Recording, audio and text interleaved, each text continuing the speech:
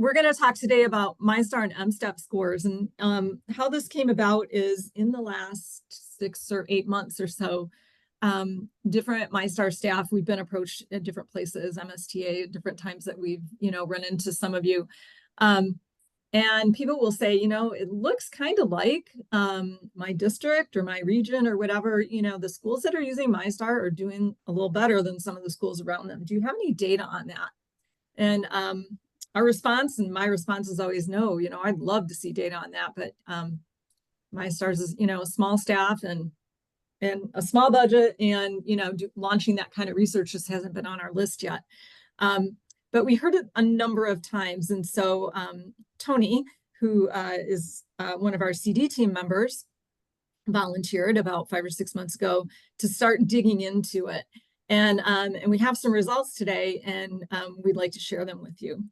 So again, on slide 2, hopefully you've signed in. And on slide 3, you've introduced yourself. If you had the opportunity in the chat, we appreciate that. And we've got some contributions here about MSTEP. Science finally has data and beginning to break it down. Yeah, because the MSTEP was like in pilot mode for a long, long time, and then kind of on pause for COVID. No opinions about it yet. Better than the MEEP. District doesn't require it for 6th grade. Yeah, the science one is only in 8th grade.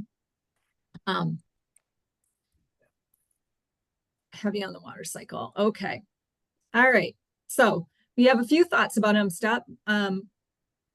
Let's dig in a little more and think about MSTEP and a little bit about the history and purpose of the standardized testing movement in Michigan and science testing. We won't spend a ton of time, but just a little bit of background.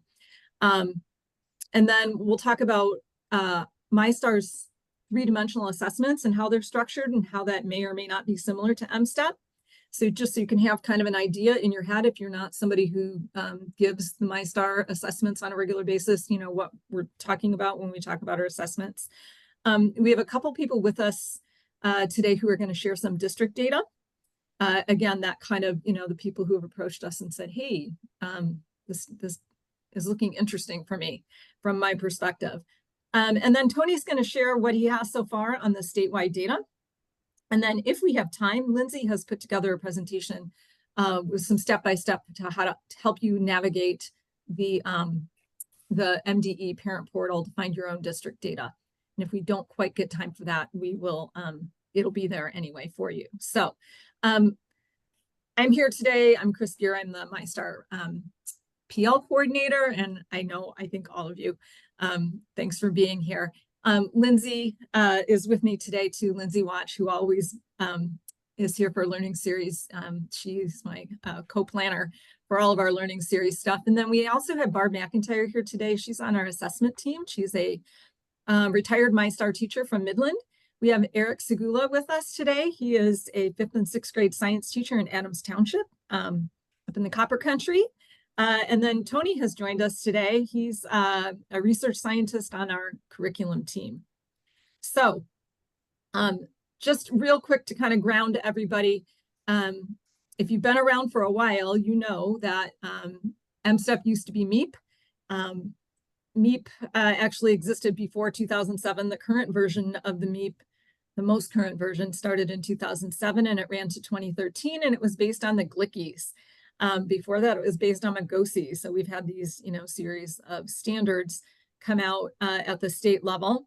When the NGSS came out, Michigan adopted the NGSS. They kind of relabeled them the Michigan Science Standards, and they were officially adopted in 2015. And they needed a new test for that because it was a different style of teaching, different kind of standards and different expectations.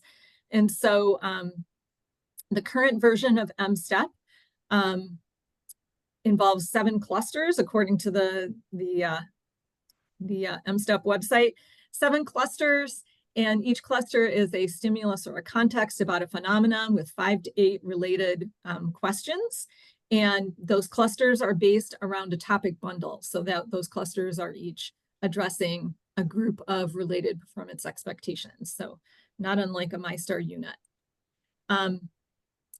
Per MDE, the intent and purpose of MSTEP is to communicate expectations for all students, to evaluate school district and state level education programs, and to inform stakeholders on the progress towards meeting the Michigan academic standards.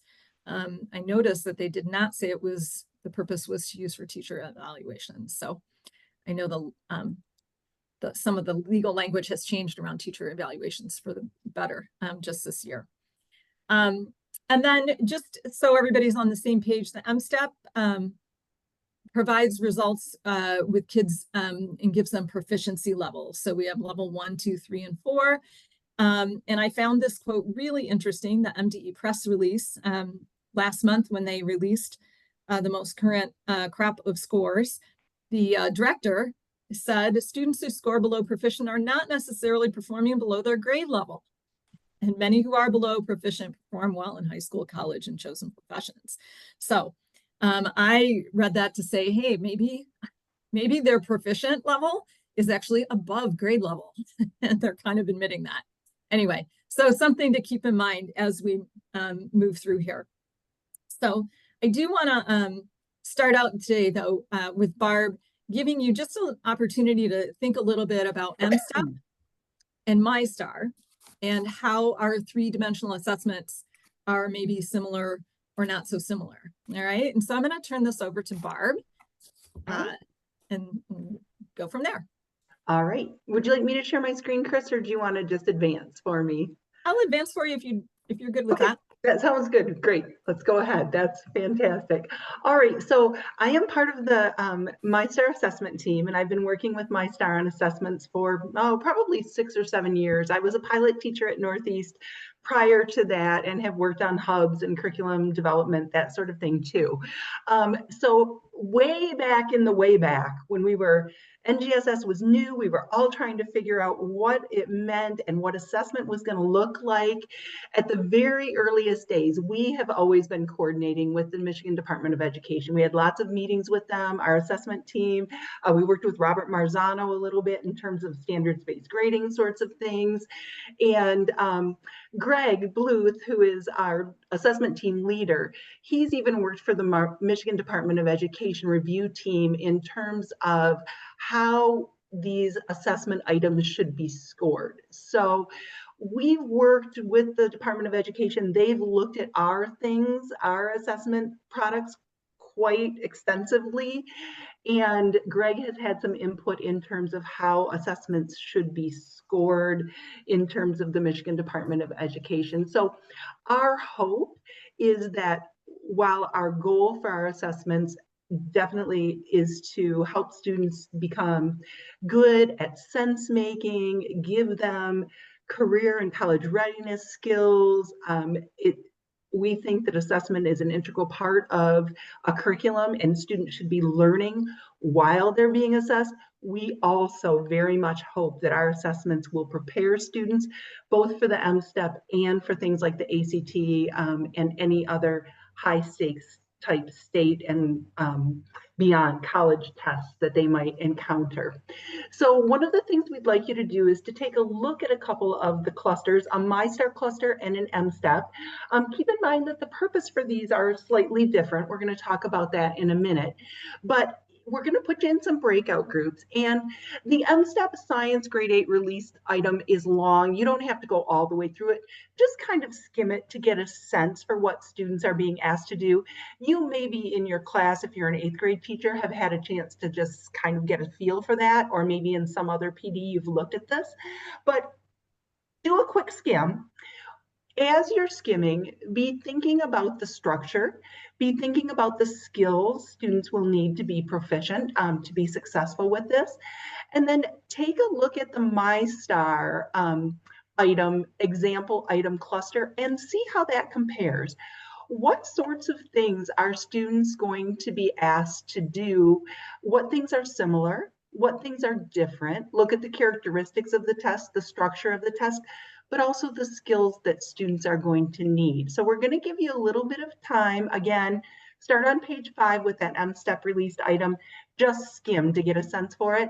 Then take a look at the MyStar example item cluster as well.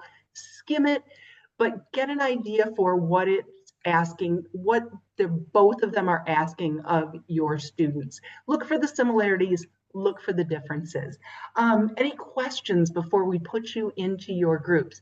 You're going to respond on slide 17, team 1, slide 18, team 2, 20, or I'm sorry, 19, 3, 24, and I'm not sure if we're going to need 5 groups, but if we do, 21, team 5. So you can kind of see those upcoming slides, give you a little place where you can record your thoughts as you're talking about what you see. All right, any questions? All right, Chris, whenever you're ready then. Okay. All right, everybody's back. All right, thanks everybody. Great observations. Wow, you saw a lot of the things that I was hoping you would see. When we go to design assessments, we're really looking at the task annotation project in science. And this is really asking about what should it look like for students to demonstrate progress towards three-dimensional standards, and what are the most important features of high-quality science tasks. You should be seeing a lot of similarities between MyStar and the M-STEP in terms of these things.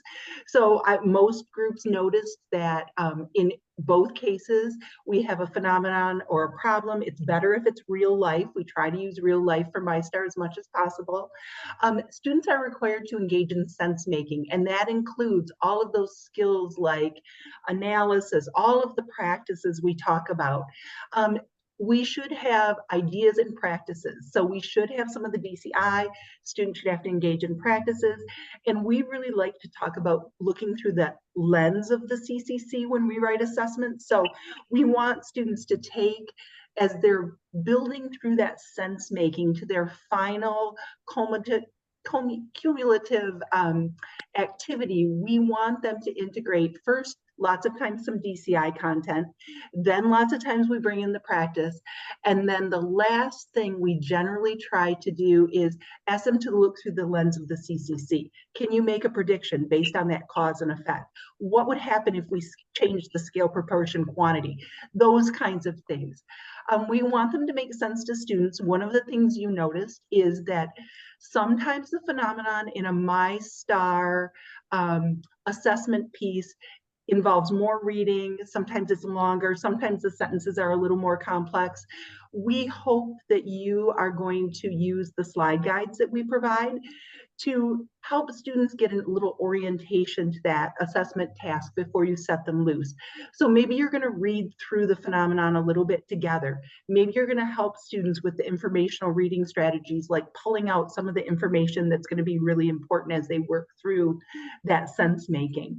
And so yes, sometimes we try to limit the reading, and we try to add modalities like visuals, diagrams, figures, models, those sorts of things to help students with that reading comprehension. But in that step for making sense to students, we realize with MyStar assessments that students will have access to you to ask questions, maybe to get some orientation or some reading help.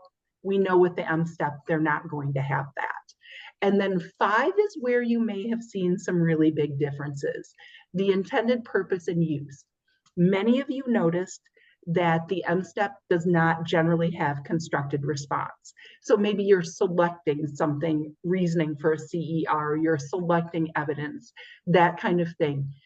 We know that you are using assessment results to inform your instruction.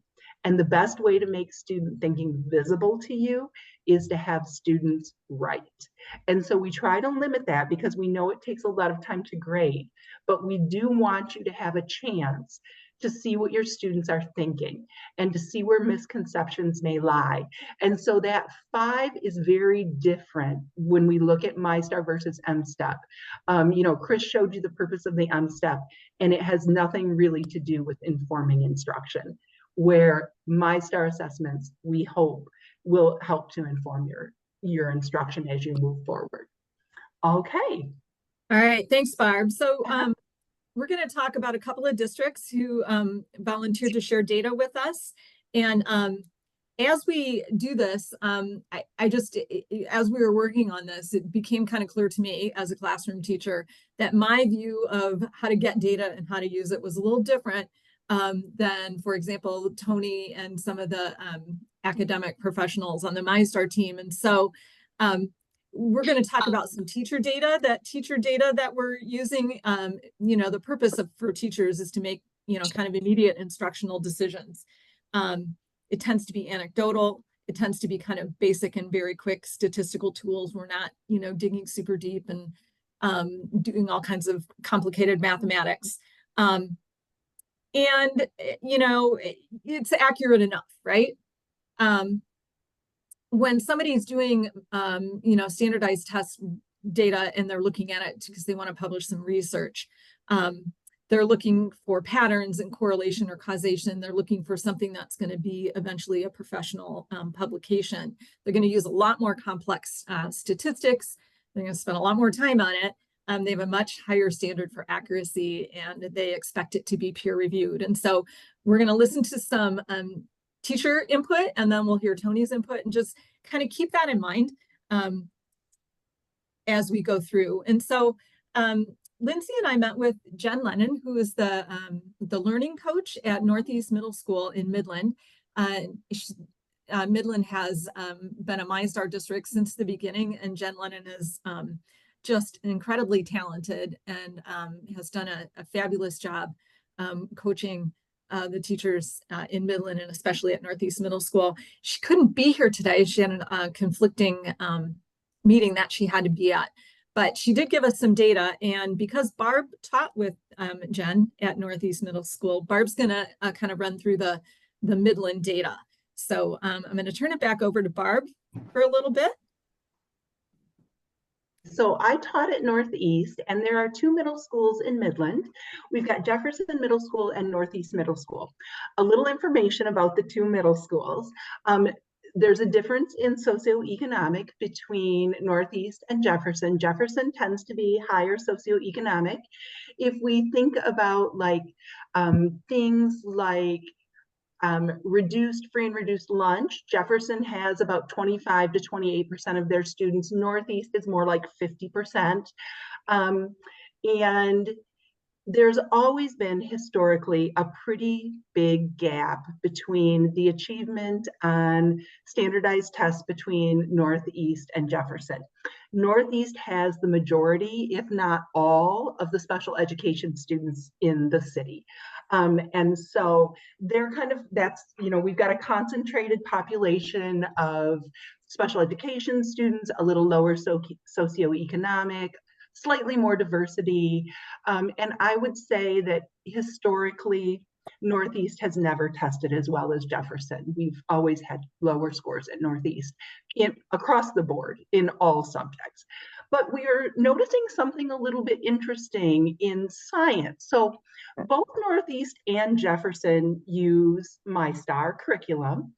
But if you take a look historically at these scores, you're going to see that we've had at Jefferson, we had a big jump, 19% jump between 2021 and 21-22. Northeast increased their scores by 16%, but look, there's still a 20% point gap there. But then look at 2022 and 2023.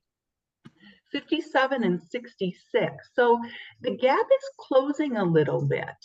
And one of the things that I have to wonder about, and again, this is all anecdotal, but it feels as if the MyStar curriculum may be really helping some of our students that don't have as much home support and have traditionally been lower performing students to do well on science. So I wondered though, we all know that you can have different group of students that are high performing or low performing. And some years you just seem like, wow, these kids really have it.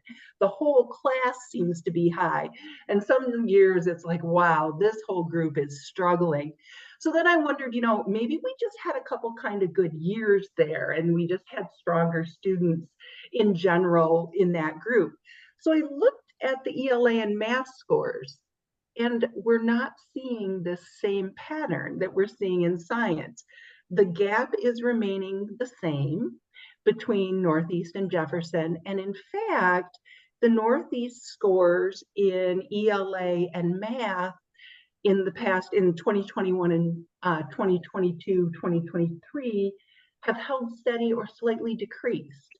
So science is the only subject where we're seeing this kind of growth from the students at Northeast Middle School. And in talking to Chris in the past, one of the things that she noticed in her classrooms when she used MyStar was that some of those traditionally lower achieving students seem to do better with MyStar. And so it makes us wonder, as I'm looking at these, if maybe the MyStar curriculum and some of the assessments and the similarities between the MyStar assessments and the MSTEP assessments are narrowing that gap a little bit between our traditionally high achieving students and our traditionally more struggling students. So just kind of interesting. And the other thing I would say is that Northeast has been heavily involved with MyStar from its inception at the very beginning. Jefferson, it is curriculum in Midland, and they are also involved with MyStar, but they came on a little later. So our students may have a little bit more experience with MyStar, and they also have teachers that maybe have a little more experience teaching it. So, okay. Can I jump in for a second? Sure. I saw the same thing in my classrooms. I always called it the kids who played school well versus my kids with IEPs and 504s. That's why I really loved it. I think it really rose those kids up. It really, I saw a lot of confidence building in my students, especially with the discussion groups and using the data. So I just wanted to piggyback. I don't have the data to prove what you just said, but I saw it. And that's, that is one of the things I think with this type of assessment that isn't as based on knowledge recall and memorizing a study guide. It's very experience oriented, and it's sense making and reasoning. And so it doesn't require the same kind of preparation. And it seems like maybe the experience students are getting with this MyStar curriculum and the assessments is really helping. On this next slide, I'm going to kind of, if Tony, if you would be willing to kind of jump in and kind of tell us a little bit about what we're seeing here and how we might, or Lindsay, how we might interpret this a little bit. So when we met with Jen, she shared that these were, screenshots from her data. She has for a number of years gone on the parent portal, which Lindsay will give you the directions at the end how to do that, and looked at the states. The state has two ways to group similar schools so that you can make comparisons. One is by geographic location, so the schools that are near you, and the other is they take 4 different things. They look at teacher-student ratio, per pupil spending, the size of the school, and also free and reduced lunch. And then they come up with this cohort of 30 other schools that are like yours. And so what Jen has been doing for a long time is looking at Jefferson and Northeast are in different cohorts because they have those different populations. But she's been looking to see, how are the Midland schools doing compared to their cohorts, according to the state. The state makes this decision how to do that, how to group them. And then also, she's been very curious about those other schools that are in the top of the cohort, how many of them are using MyStar. And so this is her data from Jefferson Middle School, which is the higher socioeconomic school. And you can see that they're doing quite well in their cohort, and also well above the state average. And then here's similar data from Northeast Middle School. So again, they have a different cohort, but they're also at the top of their cohort and doing better than the state average, better than their cohort average. Jen did say she feels they're using a lot of standards-based grading. Their teachers are very standards savvy. They've been using standards-based grading for a long time. The district gives them common planning times. They have Jen as a learning coach for support. They do teach the curriculum with fidelity. She felt they have very skilled teachers, and they were doing some additional assessment practices with their kids, more often than, you would just do in the regular MyStar curriculum, they're adding some extra opportunities for assessment practice. And we are going to have Barb and Robin Allen from Northeast Middle School at our assessment series on October 17th. So if you want to know more about the magic they're doing at Northeast, you could join us then.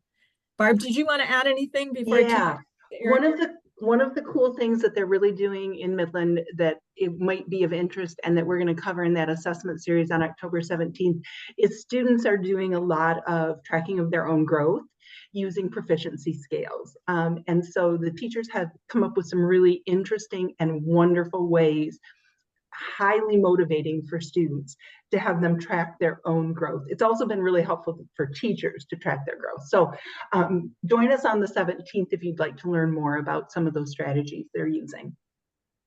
All right, so that's what we heard from Midland.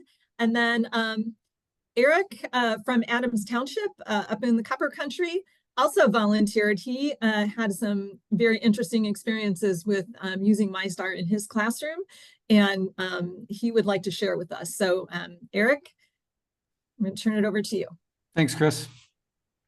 So Chuck Palisari and Jen Para brought MyStar to me because I took over teaching science at the elementary level. I teach 5th and 6th grade science.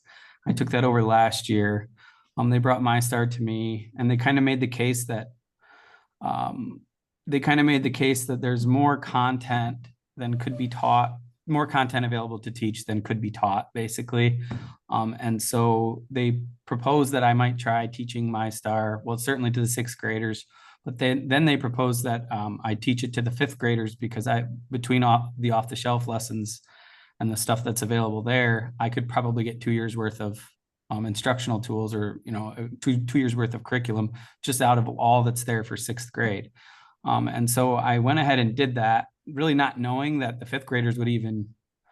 I didn't really think about the M-Step at that time. I was just looking at trying to prepare these kids for what they were going to see in middle school, and I'm a team player, so I thought, we'll go for this. So the 5th graders were able to get through three units, 3 of the 6th grade units, and several of the off-the-shelf lessons throughout the school year.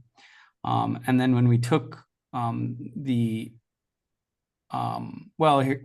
just a little bit of background, our demographics were pretty much split between about half of our students are economically advantaged versus disadvantaged. There were more boys than girls in that group. I want to say there's like 16 or 18 boys and then 10 girls. So we got about 28 students in all that took the test. And I was pleasantly surprised at the results. 71% of our students were proficient and advanced. 46% were advanced, 25 was proficient, and then partially proficient, we had 25%, and not proficient was just 3.6%. Our average score was a 15-15. That was the mean for our class. It takes a 15-17 to be advanced. And in unpacking this data and looking at the results, I just kind of had to ask myself, how is it that 5th graders who missed all of the 5th grade, they missed the 5th grade content because I didn't teach that to them. I taught them 6th grade content. And as you know, with NGSS, the grade bands go 3-5 and then 6-8. And so they didn't get any of that 5th grade content. They were into the 6th grade content already. And it's just so surprising to me that the results were so strong. We discussed this, Chris and I and Barb discussed this at a different time, and we looked at just the relationship between the thinking skills that MyStar builds in students and how that carries over into M-Step. Being the most significant thing for me to take away is it's not really the what, it's the how. And there must be a lot of similarities in the carryover between being able to, think about a problem, analyze a problem, digest the information that's available, and use that to reason with that, argue from evidence, analyze data, you know, these kids are doing that stuff every single day in MyStar. And even though they didn't get any exposure to the fifth grade, you know, the fifth grade information or the content, the science content, they were still able to perform so well on the M-Step. So it just, I thought it was unique and it was worth sharing. And it really speaks to, you know, the importance of the kids being able, you know, the skills that they're developing are far more important in terms of carrying over into M-Step than the content that they are, you know, because some of this content they may have not seen, you know, because it wasn't taught to them, but they were still able to use the skills that they had developed to be able to make sense out of those problems, to be able to, you know, analyze the data that was available and perform, you know, far beyond what I would have expected. You know, I taught it with as much fidelity as possible. It wasn't perfect. I did change some things, but for the most part, I tried to adhere to everything that was there, and I tried to give the students as much feedback as possible on their work. And yeah, we were, like I said, we were able to do great things here at the fifth grade level with the sixth grade curriculum. Yeah, it was just, wow, pretty awesome. So. Thanks so much for sharing that, Eric. Yeah, that's 71% proficient and advanced is pretty stunning. So pat yourself on the back a little bit there. And Eric and Barb and Tony will be in breakout rooms at the end. So if you have, you know, more questions or things you want to bounce, ideas you want to bounce off, or anything like that, you know, if you hang on, when we're wrapping up here, we'll put everybody in breakout rooms and you can chat at them directly. So now I'm going to turn this over to Tony, who's going to share with us his initial data and how he got there and what he has planned for the future. All right, thanks so much, Chris. And thanks everyone for coming today. It's great to see so many familiar faces and many new faces as well that I haven't met before. In case you don't know me, I've been with MyStar for almost 9 years now. Worked on a lot of the different units in 6th, 7th, and 8th grade. If you teach MyStar, there's a good chance that you've worked on a unit or off-the-shelf lesson that I've been pretty involved in. And before coming to MyStar, I was a trained stream ecologist.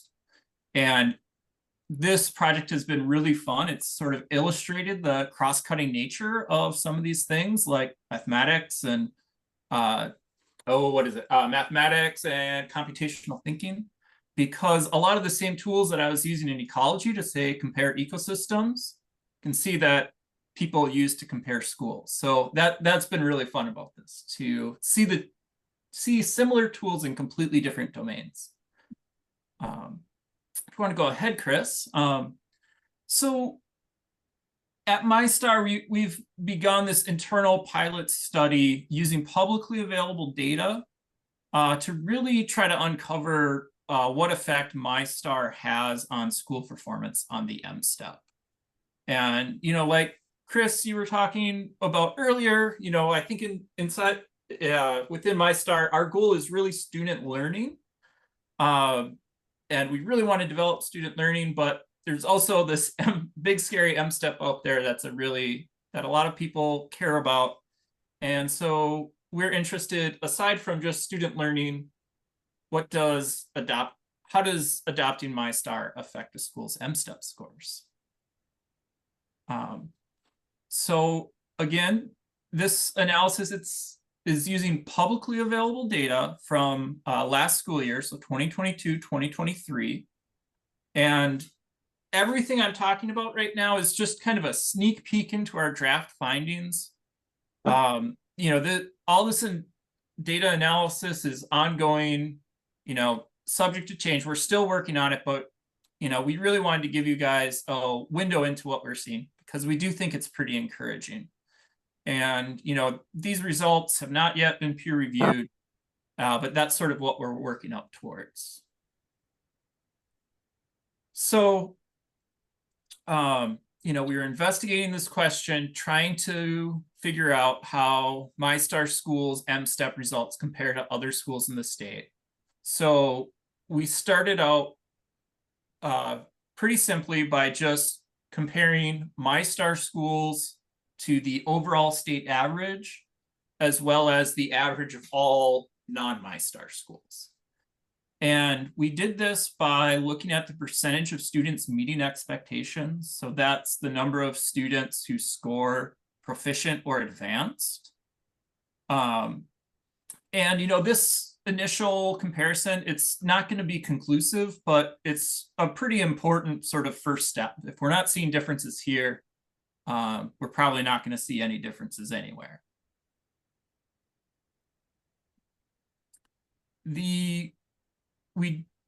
Working with this public data, or the publicly available data, did force us to sort of institute some criteria. So we didn't include every school in the state or every MyStar school even. So first, we only looked at schools that report their results to the state. So MyStar's in quite a few parochial schools that don't show up in the data set. Also, the publicly available data is suppressed, and that's due to FERPA. And so any schools that had fewer than 10 students who took the M-STEP, or fewer than 3 students who met expectations, they report their data in a way that we can't really use it for this analysis. So we also set those schools aside. And then sort of finally, at this sort of first round of analysis, we're really interested in the effect that 3 years of MyStar has on M-STEP scores. You know, in future analyses, we're hoping to dial in more and track students from school to school. But right now, with the data that we have, we're looking at schools that have classes of 6th, 7th, and 8th graders. So those are, you know, classic middle schools and K-12 schools. And then to be considered a MyStar school, you have to have 6th, 7th, and 8th graders and have been subscribed for the past 3 years. So basically, we're trying to catch schools who have taught students MyStar in 6th, 7th, and 8th grade before those kids are taking the M-STEP in 8th grade. So with all those caveats and criteria, you might think that we just ended up with a tiny little cherry-picked slice of data. But in actuality, there's 112 MyStar schools that met these criteria, just about 19,000 students. And for the non-MyStar schools, you know, almost 658,000 students. Overall, we looked at about 78% of the students who took the M-STEP that year. So we're still looking at a pretty big slice of the pie here. And when you run those numbers, we see that MyStar schools, the average percentage of students meeting expectation is 43.9%. Non-MyStar schools is 35.6%, and the overall total of all the schools in the state is 37.4. So this is, you know, that first step. We think it's really encouraging that we are seeing these differences. And, you know, we're seeing that's about a 17.4% increase from the state average for MyStar schools. But it's really important that we sort of take the next step with this data, because this is correlation, right? We don't know for sure that MyStar caused this difference. You know, it could be that just high performing schools tend to adopt MyStar. So that's what the rest of our analyses are really focused on teasing out and figuring out, is MyStar the cause of this difference? Oh, and I stole my next slide. So yeah, the correlation's encouraging, but we got to figure out the cause. So one way we could strengthen this evidence and tease out if MyStar is the cause is by, for every MyStar school, finding a similar non-MyStar school and try to account for factors that might affect their M-STEP performance besides MyStar, if we can account for all those and make apples to apples comparisons, if we still see a difference, we can attribute that to MyStar. And there's multiple valid ways that we could do this. This report from the Institute of Educational Studies, I think it's called, I kind of have to squint to read it on my screen, but it's there, the citation's there. They have all sorts of great methodologies for finding these similar schools. And the one that we chose to start with is called the Nebraska method. And I'm going to really fight the urge to dive deep in the weeds in this, but I want to give a little bit because I think it's pretty neat how the heart of this method is really based on like middle school geometry. So in a nutshell, the Nebraska method, you can use different metrics to compare schools. So in this hypothetical example, we're using two metrics: the total enrollment of the schools and the percent economically disadvantaged, or the percent free lunch. And we have 3 schools, A, B, and C, and we can make a graph of those schools and, you know, pretty easily visualize, right, that B and C are a little bit more similar to each other. They're closer together on that graph. And A is maybe a little bit more different, right? It's out there on its own. And the Nebraska method, what that does is it uses the distance formula that I'm pretty sure students learn in 8th grade geometry, right? And you just calculate the distance between all 3 points and put it in a spreadsheet or a matrix. And, you know, to find the most similar school, it's going to be the school that has the nearest neighbor, right? So here we would say B and C are the most similar because there's the least distance between them. And in middle school, you only do this in 2 dimensions, but there's no reason you can't scale this up to 3, 4, 5, however many metrics you need. And that's, in a nutshell, what the Nebraska method is doing. So in our analysis, we use the same 4 metrics as Michigan's parent dashboard to find similar schools: total enrollment, student-teacher ratio, percent economically disadvantaged, and per pupil expenditures. This is starting to get down in the weeds, but we did use a different distance formula than the kids learn in middle school. It's conceptually the same, but it more resilient to differences in scale of the numbers. And what we did is, for every MyStar school, we found the nearest non-MyStar school in that distance matrix and used that to pair them up. And when we ran the numbers again, you know, MyStar schools were still at 43.9%, nothing changed there. But now we have this new carve out of the similar non-MyStar schools. So the and they're right about at the state average, just a hair above. And again, if we look at all non-MyStar schools, that was 35%, state average is 37.4. So we're still seeing this difference, which is really encouraging. But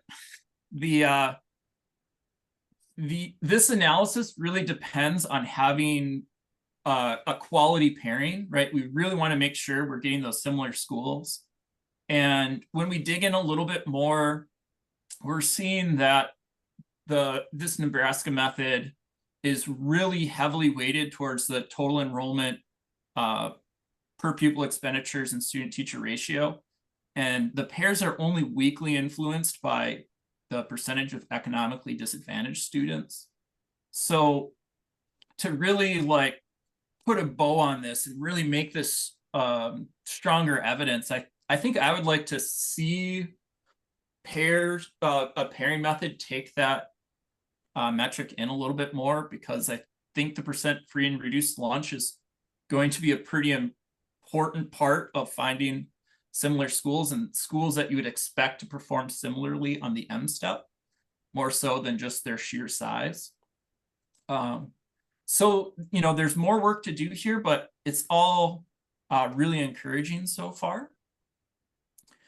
And which kind of leads us into our next steps, right? And one of the first things that really makes a lot of sense to do is within this Nebraska method, you know, start exploring more ways that we can improve the matches and really make sure we're getting apples to apples comparisons and maybe not apple to crab apple. We're also want to develop multiple lines of evidence for this and not just rely on one comparison. So sort of immediately, we would like to recreate how Michigan finds similar schools on their parent portal. And, you know, if we can make comparisons multiple ways using the same method or different methodologies and reach the same answer, that would really strengthen our evidence that MyStar really is the cause of these differences that we're seeing. And then, you know, repeat the analysis for multiple years. The 23-24 data is starting to roll out. And so looking forward to dive into that. Thanks, Tony. I was happy with the first slide. I was like, yeah, as a teacher, this is it. Let's go with it. And Tony's just thinking like a scientist, which is fascinating as a science teacher to listen to somebody who actually, you know, does this, kind of roll it out. So thanks, Tony. We're going to take just a couple minutes. Lindsay put together some slides. If you're interested in digging up data for your school with that cohort group that we saw in Jen Lennon's data for Midland, and Tony's referred to, you know, those 4 criteria that the state uses. The state doesn't necessarily use the Nebraska method. We're not really sure what method they use or how they weight those 4 different criteria, but you can, and Lindsay's going to just kind of walk you through real quick how you can find that information for your school and your cohort, similar schools according to the state. And then we'll save about 20 minutes at the end and we'll do those breakout rooms as we promised and let you go in and out and ask questions and have some conversation. So I'm going to turn this over to Lindsay. She's going to just show you real quick, if you're interested, how you can find data for your school. Chris, would you mind if I share my screen? I've got some animation, which Oh, absolutely. funny. Let's see here.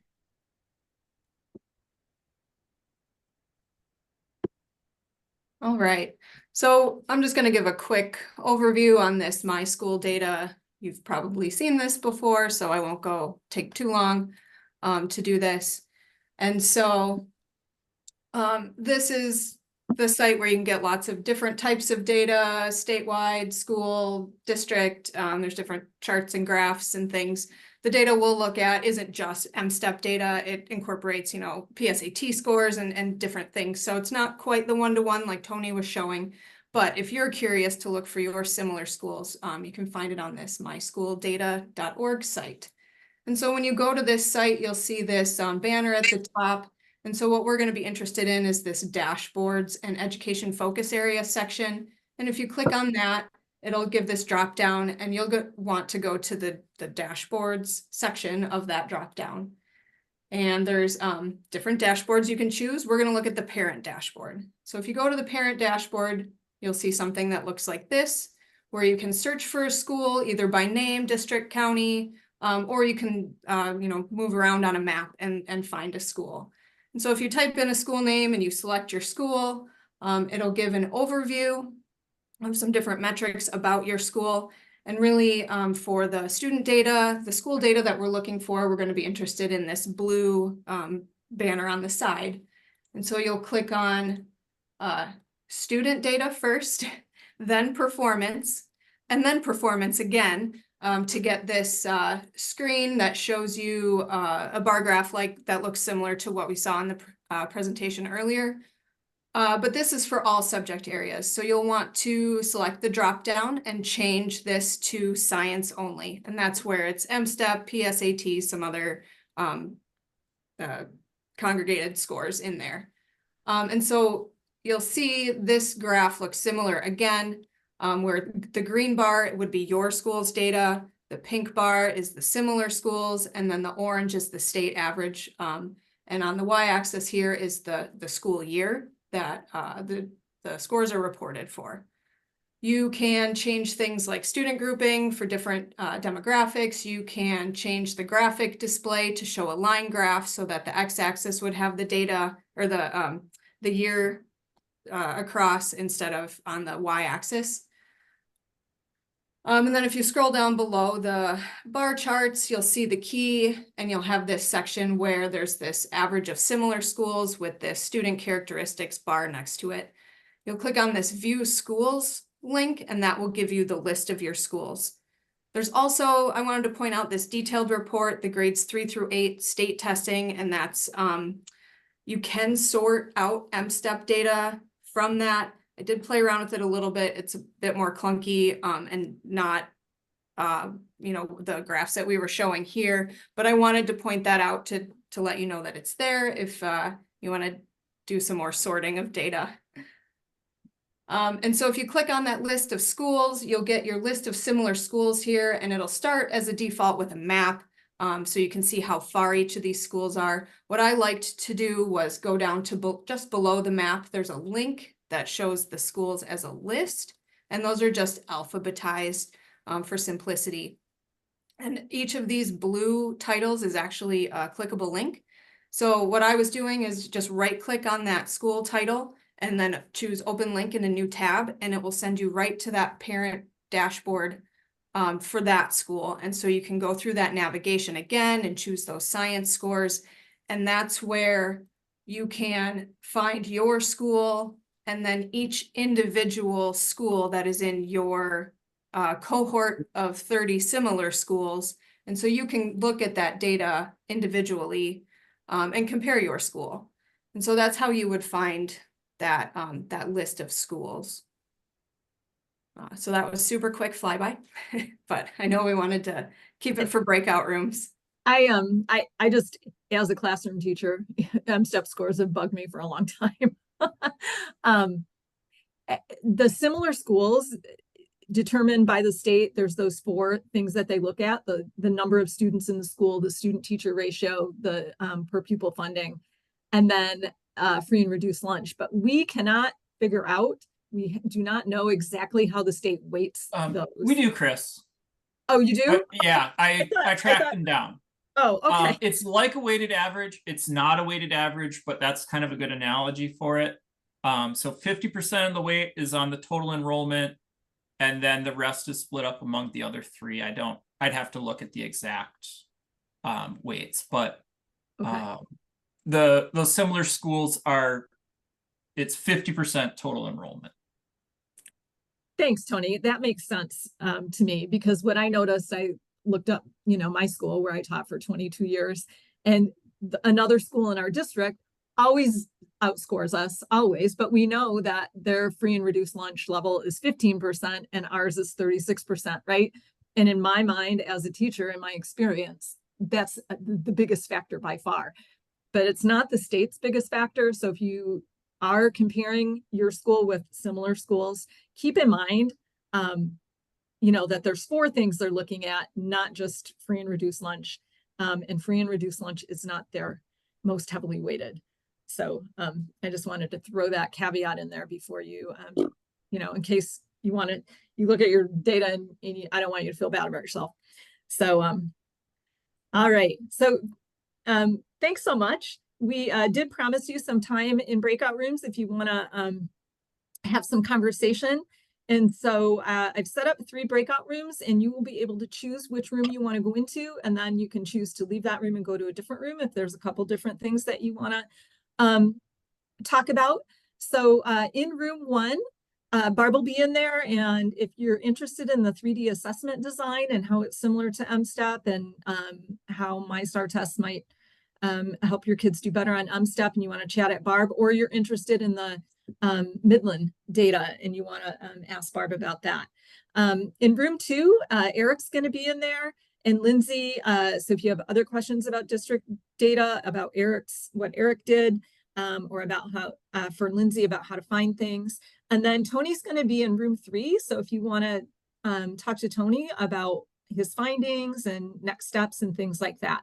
And so we'll give everybody about 15 minutes or so to do that, and we'll call everybody back just a few minutes before 5. All right, thanks everybody. We are just about to wrap up. Is there anyone who had any kind of aha moment or key takeaway that they would like to share from the breakout rooms? You can put it in the chat or just unmute yourself and share.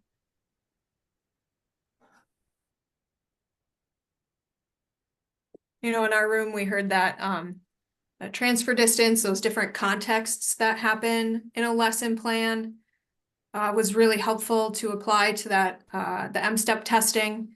And it, you know, even if you hadn't covered that content in your class, or they hadn't, you know, really retained that, they could still reason through, they could jump in with that thinking and go, I can tackle this even though I don't know how to do it yet.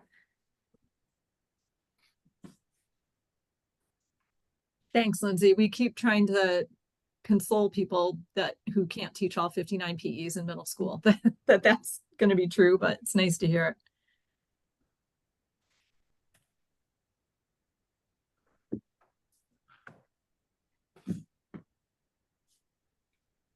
All right. I'm going to go ahead and we have just a couple of announcements, and all of us will hang out. If there's something, you know, that you're not quite done talking about, or a question that you just thought about that you want to ask, we'll hang out at 5 o'clock, and we'll let everybody else get to the rest of their evening.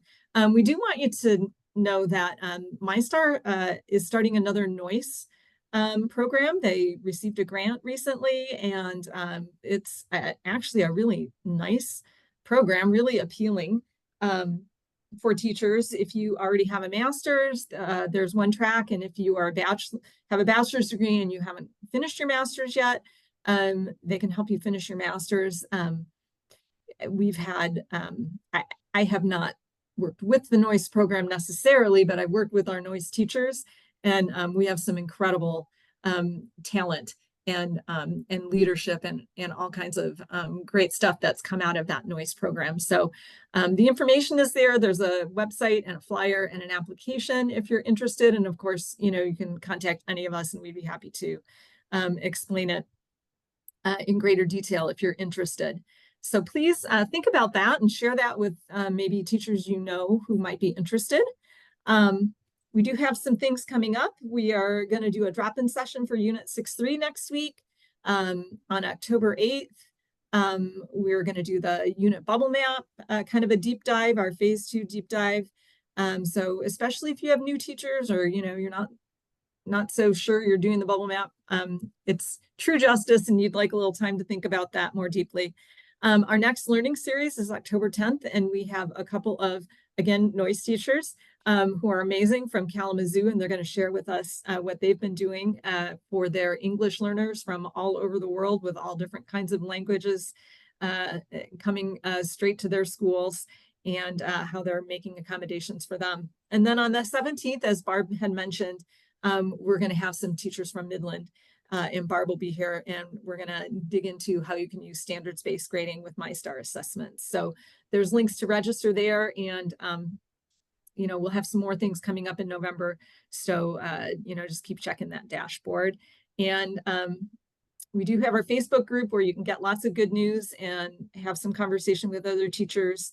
And so we ask you to join that if you're interested. Yeah, Jackie said great teachers like Chuck. Yeah. Chuck is one of our NOISE all-stars. If you have any questions about that, I'm sure he'll tell you it was a good thing for him. So we're going to ask you to consider the Facebook group. And as always, we really listen to teachers. And so there is a link here on this last slide. If you would take a few minutes and give us some feedback, we'd be happy to have that. And so with that, we are at 4:58. So thank you so much for your time today. And if you are good to go and you're ready to go on your way with the rest of your evening, go ahead and log off, and we hope we see you again soon.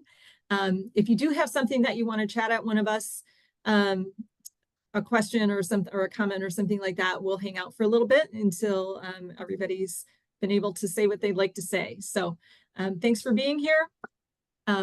Hopefully we'll see you again soon.